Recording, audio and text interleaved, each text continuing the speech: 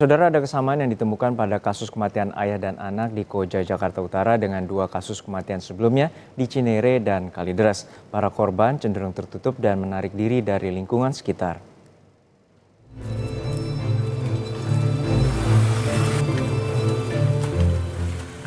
Bukan pertama kali kasus satu keluarga tewas menyendiri kembali terjadi. Kali ini menimpa ayah dan anak di Koja, Jakarta Utara. Yang lebih mencengangkan saat dua jasad ditemukan di dalam rumah, istri dan anak korban yang lain juga berada di dalam rumah dalam keadaan hidup. Kasus ini mengingatkan kita pada penemuan jasad ibu dan anak di Cinere, Depok, September 2023 lalu. Warga menemukan jenazah ibu dan anak tewas di kamar mandi dan sudah menjadi kerangka.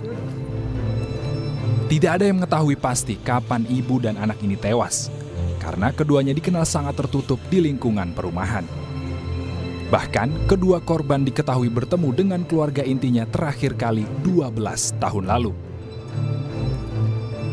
Hasil otopsi dan olah TKP tidak ditemukan tanda-tanda kekerasan hingga zat berbahaya di dalam jasad kedua ibu dan anak. Sementara hasil olah TKP polisi juga tidak menemukan ada sidik jari dan DNA lain di lokasi. Hasil otopsi diduga ibu dan anak ini meninggal dunia karena kekurangan oksigen. Sementara hasil pemeriksaan psikologi forensik, polisi menemukan ada dugaan perubahan perilaku kepada korban yang mengarah kepada depresi dan frustasi.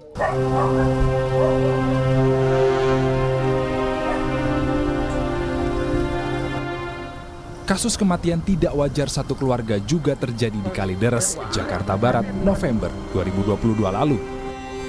4 orang jasad yang merupakan satu keluarga ditemukan tewas mengering di dalam rumah. Dari hasil pemeriksaan polisi, keempat korban meninggal dunia dalam waktu yang berbeda. Tidak ditemukan tanda kekerasan dalam tubuh korban. Dan polisi menutup kasus ini karena tidak ditemukannya unsur pidana. Hasil kesimpulan polisi, keempat korban meninggal secara wajar dalam kondisi tidak wajar. Hasil pemeriksaan dokter forensik, keempat korban meninggal dunia karena penyakit yang telah diderita sejak lama.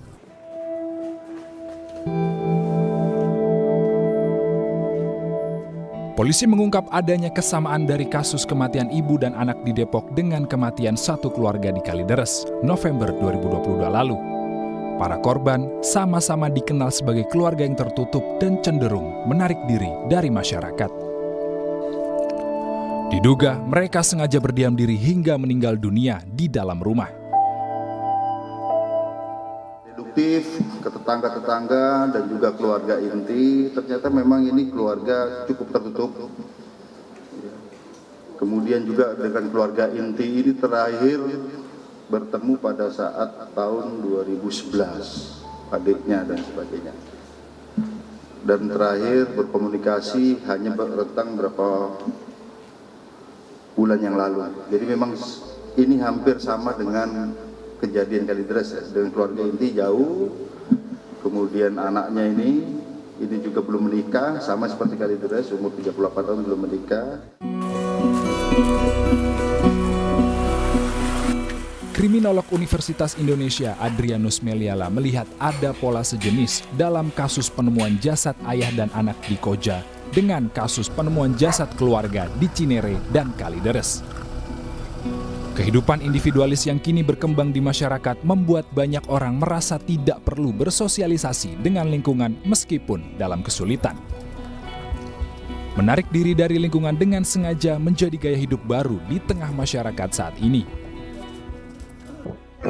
Kita sekarang memang dididik untuk hidup sendiri ya, hidup stand alone gitu, dan kalau kemudian ada apa-apa maka kita tanggung sendiri akibatnya. Sebagai contoh misalnya ada beberapa kasus di Jakarta ini di mana orang meninggal di apartemen tinggal sendirian dan kemudian baru ketahuan setelah baunya kemana-mana begitu ya. Nah itu pada konteks strata yang lebih atas. Nah pada strata yang lebih bawah, demikian juga yang tinggal di perumahan yang ada di tanah, maka situasinya sama, tidak mau bergaul dengan orang lain, tidak mau memutus komunikasi dengan orang lain, dan kalau ada apa-apa ya begini nih situasinya, ironis dan mengenaskan. Ini pilihan ya, memilih kehidupan yang mundur itu pilihan, dan kalau memang misalnya pilihan itu memang pilihan yang sehat, sebagai contoh misalnya para rahib yang melakukan kegiatan kontemplasi ya, mundur dari kesibukan, itu tentu sehat. Tapi kalau mundurnya itu adalah karena ada semacam gaya hidup, demikian juga karena kemiskinan misalnya, atau karena ada semacam trauma sosial yang dialami, tentu itu nggak sehat. Dan sekali lagi, hidup ini nggak selamanya sehat, nggak selamanya kita senang, dan satu kali ketika ada masalah, maka kita tidak bisa mendapatkan support system dari mana-mana. Kehidupan individualis yang kini berkembang di masyarakat membuat banyak orang merasa tidak perlu bersosialisasi dengan lingkungan, meskipun di dalam kesulitan. Tidak adanya dukungan dari orang terdekat membuat seseorang menjadi rentan terkena gangguan mental yang bisa membahayakan jiwa. Tim Liputan, Kompas TV.